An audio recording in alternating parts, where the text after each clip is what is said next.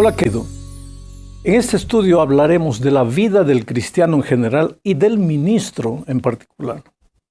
¿Qué es lo que debe motivar la vida de un pastor? Mira, en los estudios anteriores, además de revisar el contexto en el que las 2 epístolas a los tesalonicenses fueron escritas, vimos los motivos que Pablo tenía para ser agradecido a Dios. El apóstol agradecía a Dios por la iglesia de Tesalónica. La iglesia en Tesalónica había seguido el ejemplo de los apóstoles y por su vez también se había transformado en un ejemplo para las otras nacientes de aquellos alrededores. Pero en el estudio de hoy, nuestra atención será llevada a los apóstoles, a su vida y a su ministerio.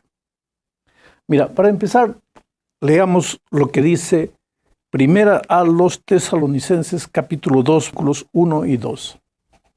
Vosotros mismos sabéis, hermanos, que nuestra visita a vosotros no fue en vano, pues habiendo antes padecido y sido ultrajados en Filipos, como sabéis, Dios nos dio valor para anunciaros su evangelio en medio de una fuerte oposición. Es interesante la manera como el texto empieza. Dice, vosotros mismos sabéis, hermanos. Pablo no se protege bajo la opinión que él tiene de sí mismo. Tú sabes, es fácil pensar maravillas. Difícil es que los otros tengan la misma opinión. Esta expresión, vosotros sabéis, es usada por Pablo con frecuencia en sus epístolas. Significa, no necesito decir nada de mí mismo. Ustedes conocen la realidad. Ustedes lo pueden ver. ¿Y qué los tesalonicenses sabían acerca de Pablo y Silas?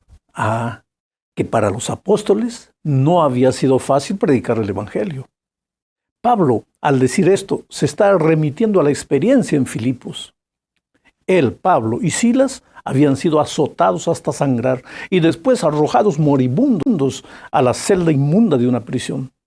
Ahora, saliendo de allí, ellos podrían haber tenido todos los motivos del mundo para no querer seguir adelante.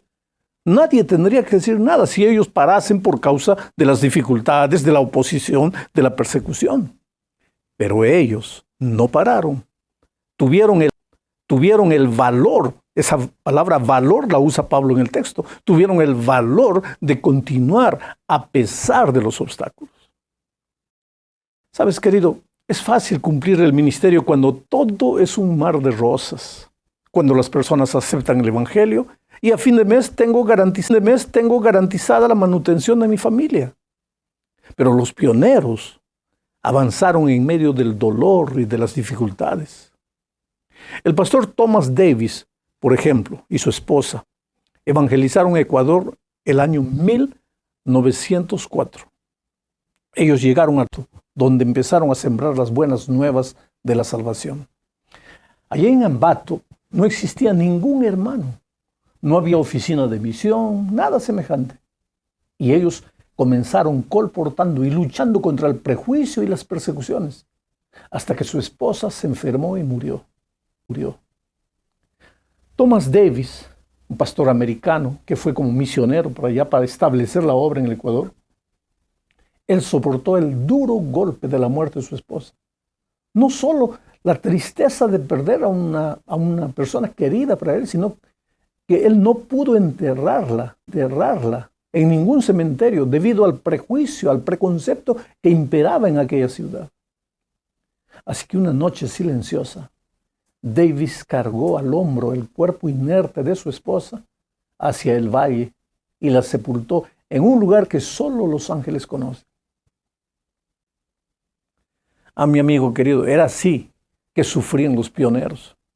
Fue así que Pablo y los apóstoles esparcieron el evangelio. Por eso Pablo dice, vosotros sabéis. No era lo que él hablaba de sí, sino que la gente veía la manera como ellos se entregaban, se dedicaban con todo a la predicación del evangelio. Veamos ahora el versículo 3.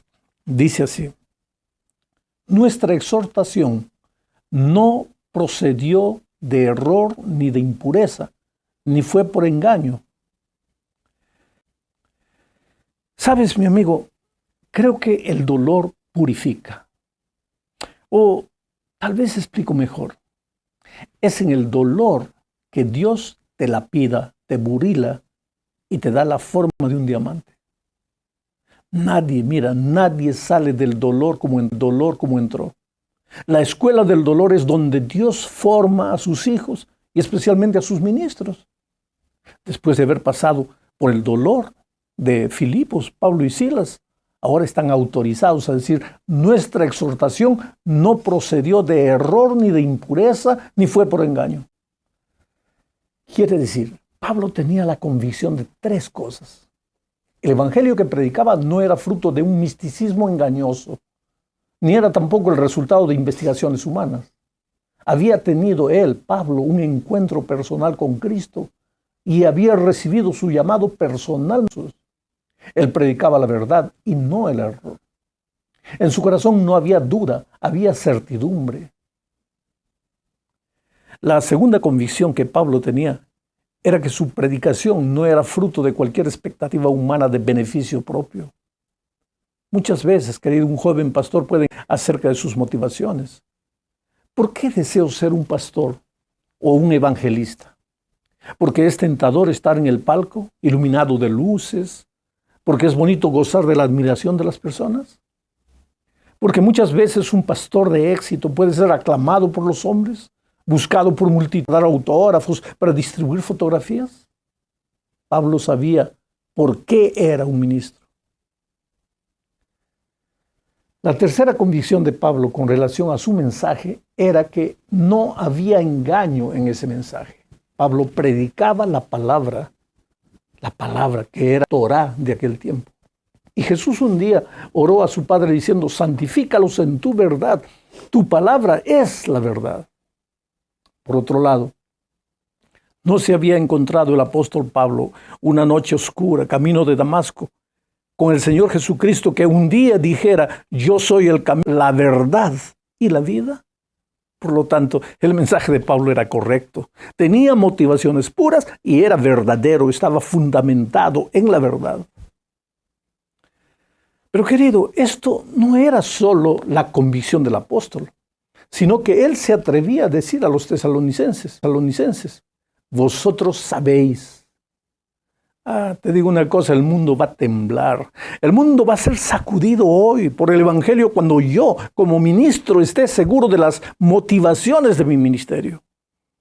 La gran lección que aprendemos es que las personas hoy día, como en todos los tiempos, no están preocupadas tanto con lo que decimos, sino con los motivos por que decimos o hacemos lo que hacemos.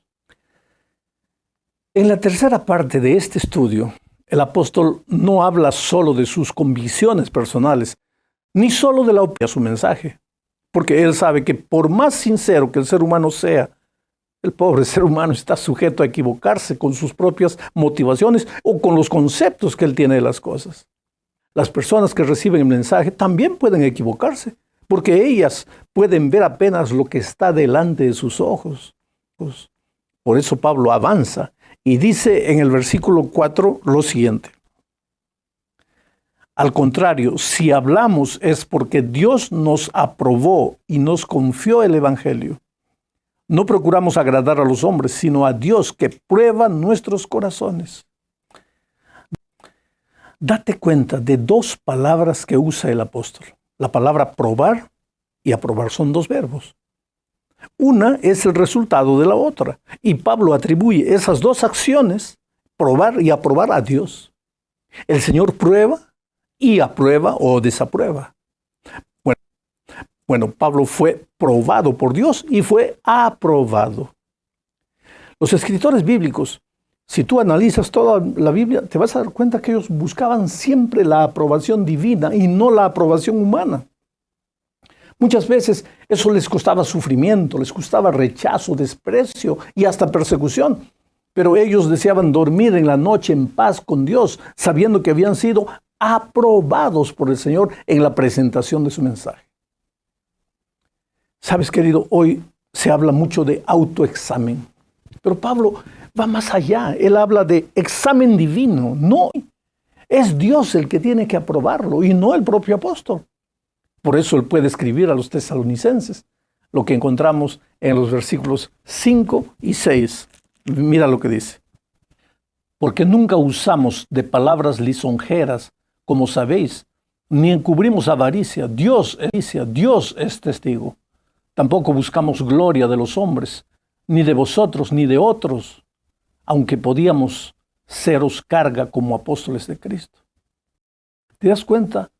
Pablo no vivía, no era el gran ministerio buscando gloria, buscando honra humana. Yo creo que los seres humanos tenemos que levantar al Señor Jesucristo, escondernos atrás de la persona de Cristo, y como el propio Señor Jesús hacía cuando terminaba de predicar. La multitud lo seguía, pero él ya no estaba. Oh, querido, es fácil confundir las cosas, ¿sabe? Hoy día nos sentimos tentados a idolatrar seres humanos. La cultura en que vivimos afecta mucho a las personas. Yo veo que hay jovencitos, jóvenes, adolescentes, hasta niños. Van a la iglesia, pero no llevan Biblia. Sin embargo, la máquina fotográfica no falta. Cuando él levanta para predicar, o cuando un grupo se levanta para cantar, ellos no abren la palabra de Dios. Ellos no están en actitud de reverencia para recibir el mensaje. Lo primero que hacen es levantar la máquina fotográfica para tomar foto. Yo creo que el pueblo tiene que ser educado, pero yo creo que también los que por algún motivo estamos en el palco, en la plataforma, en el púlpito, tenemos que saber dosificar con sabiduría para llevar a las personas al Señor Jesucristo y no al ser humano. Para que cuando termine el mensaje las personas queden apasionadas. Para que cuando termine el mensaje las personas queden apasionadas por Jesús y no por el ser humano. Entramos ahora a la cuarta parte de este estudio. Y aquí, queridos, necesitamos leer los versículos 7 y 8. Mira lo que dicen. Antes bien nos portamos con ternura entre vosotros, como cuida una madre con amor a sus propios hijos. Tan grande es nuestro afecto por vosotros que hubiéramos querido entregaros no solo el Evangelio de Dios, sino también nuestras propias vidas, porque habéis llegado a sernos muy queridos. Mira, en este texto Pablo habla de emociones, habla de amor, habla de ternura. Usa el amor de una madre, que es el amor más sublime entre los seres humanos, como una ilustración para la forma como él ama a los tesalonicenses. Creo que uno de los secretos del éxito en el evangelismo de Pablo estuvo justamente aquí, el amor. Si hay algo que no se puede fingir, es el amor. Se ve en los ojos, en las palabras, en las actitudes. Se nota en la voz. Yo tuve un grande profesor de predicación que me decía que el secreto de la... Por amor a Dios, el predicador pasa horas con Jesús. Y por amor a las personas, pasa horas preparando el mensaje para que las personas reciban pan nutritivo. Por otro lado, Pablo era un predicador completo. Usaba los tres aspectos de la predicación bíblica. El et, que tiene que ver con el carácter del predicador. El logos, que tiene que ver con lo que dice, con las palabras que usa. Y él decía, lo que decía, bien dicho, era un profesional de lo que hacía. Y finalmente usaba el patos, que tiene que ver con las emociones. O sea, Pablo al predicar alcanzaba a las personas en su mente, en sus emociones y en el todo completo del ser humano, que es como debería ser la predicación. A veces yo encuentro predicadores que dicen, no, yo soy un predicador racional, a mí no me gusta tocar las emociones. Oh, querido, si predicásemos para máquinas y fuésemos predicadores racionales, ahí estaría perfecto. Pero acontece que no predicamos para computadores, predicamos para seres humanos, y seres humanos tienen cabeza para pensar, tienen corazón para sentir y tienen cuerpo para moverse. Y la predicación tiene que alcanzar al ser humano en estos tres aspectos, o sea, en su totalidad humana. Llegamos al fin de este estudio del capítulo 2 de la primera epístola a los tesalonicenses. Y aquí hablaremos una vez más de las motivaciones del ministerio de Pablo. Mira lo que dice el versículo 9. os como trabajando de noche y de día para no ser gravosos a ninguno de vosotros, os predicamos el Evangelio de Dios. En este texto hay algo que debemos entender. El mismo Pablo dijo en otra ocasión, el que predica el Evangelio, que viva del Evangelio. Pero la iglesia cristiana en los tiempos de Pablo estaba recién siendo organizada, estaba naciendo. No existía una estructura formada, no había misión, asociación, unión, división, nada. Pablo era un plantador de nuevas iglesias. Llegaba a lugares donde no existían iglesias y predicaba hasta formar un núcleo de cristianos pequeño. Y él, Pablo, prefería no ser una carga financiera para esos hermanos, aunque él mismo dice, el que predica el Evangelio, que vive del Evangelio. Así que Pablo aprovechaba el hecho de que era un profesional en la construcción de carpas y se dedicaba a eso, pero al mismo tiempo predicaba el Evangelio y combinaba ambas cosas. Ahora, en el texto que acabo de leer, él usa una expresión interesante. Dice que trabajaba de día y de noche. Oh, querido, tú sabes que nadie trabaja literalmente de día y de noche, porque se moriría. Pero esta es una expresión, una figura que Pablo, enfatizar el hecho de que no tenía mucho tiempo para dedicarse a otras cosas, que no sean la predicación y el trabajo para su manutención. Este incidente que Pablo nos presenta, una vez más muestra la pureza del apóstol. Y hay más. Los versículos 10 al 12 afirman lo siguiente. Vosotros sois testigos, y Dios también, de cuán santa, justa e irreprochablemente nos comportamos con vosotros los creyentes. También sabéis de qué modo, como el Padre a sus hijos, exhortábamos y consolábamos a cada uno de vosotros, y os encargábamos que anduvierais como es digno de Dios, que os llamó a su reino y gloria. La palabra exhortación tiene que ver con la advertencia. Pablo había exhortado a los testigos, les había advertido como un padre exhorta a sus hijos. Mira, nuevamente aquí el apóstol usa la figura familiar para ilustrar el tipo de relacionamiento que quiere tener con los creyentes de Tesalónica. Amor.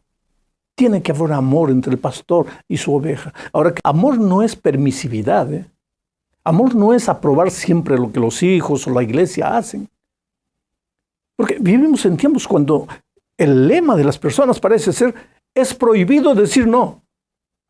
El resultado de eso es el surgimiento de una generación que no respeta reglas. Creen que libertad es libertinaje. Consideran las reglas contrarias a la libertad.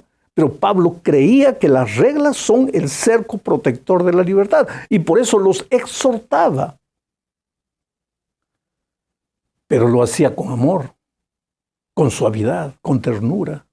Estas son características del cristianismo y están en armonía con el trato bondadoso de Dios para con los pecadores. El Evangelio es amor. Esta es la manera de ganar personas para Cristo.